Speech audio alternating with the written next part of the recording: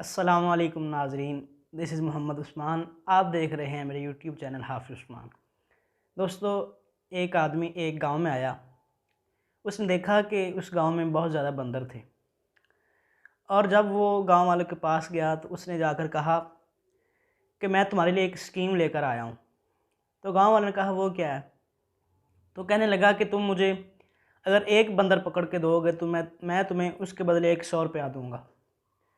تو گاؤں نے جب یہ بات سنی تو کہنے لگے یہ تو آدمی پاگل لگ رہا ہے، بندروں کا بھلا اس نے کیا کرنا ہے. تو وہ اپنے کام کاج میں مشغول ہو گئے. تو پھر اس نے جب اصرار کیا تو گاؤں والوں نے سب نے مشورہ کیا اور سب نے بندر لانے شروع کر دیے. کوئی 10 لے کر آ رہا ہے، کوئی 15 لے کر آ رہا ہے، کوئی 20 لے کر آ رہا ہے، اور جتنے کوئی بندر لے کر آ رہا ہے اس کے بدلے اس کو اتنے 100 روپیہ مل رہے ہیں. تو جب وہ آدمی بندر لے کر چلا گیا اس نے ان کو پیسے دے دیے، اور جب وہ دوسری مرتبہ واپس آیا تو اس نے آ کر دیکھا کہ گاؤں میں تھوڑے بندر رہ گئے تھے. تو اس نے کہا کہ اگر میں تمہارے لیے اب ایک نئی اسکیم لے کر آیا ہوں کہ تم اگر مجھے بندر پکڑ کر دو گے تو میں تمہیں ایک بندر کے بدلے 200 روپیہ دوں گا. تو گاؤں والوں نے کہا کہ اب تو بندر تھوڑے ہو گئے ہیں، اب تو بڑی مشکل سے پکڑے جائیں گے. تو لیکن انہوں نے کوشش کی اور پھر انہوں نے بندر پکڑ لیے اور لا کر اس آدمی کو دے دیے. جب وہ تیسری مرتبہ آیا تو اس نے آ کر دیکھا کہ بندر تو ہیں لیکن اکا دکا بندر ہیں، بہت زیادہ بندر نہیں ہیں.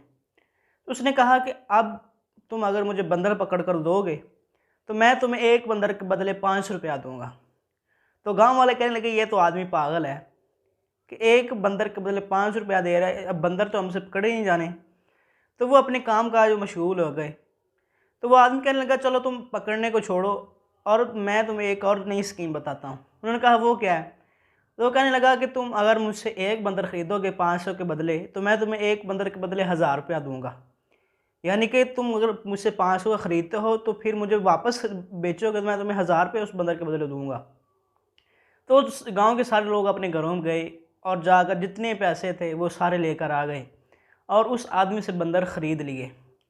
جب اس آدمی سے بندر خریدے تو اس نے کہا کہ میں اپنے شہر سے ہو کر آتا ہوں پھر پیسے لے کر آؤں گا.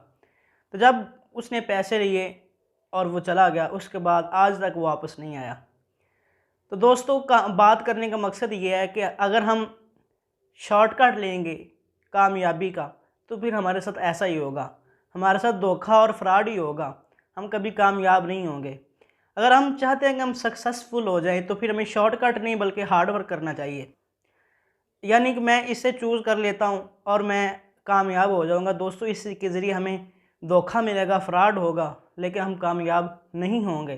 تو دوستو ہمیں چاہیے کہ جو ایسی برانڈ اسکیمیں آتی ہیں کہ جو کہتے ہیں ہمیں کہ تم اتنے پیسے دو اور اب کتنے پیسے ملیں گے، ہمیں اسے دھوکہ نہیں کھانا چاہیے.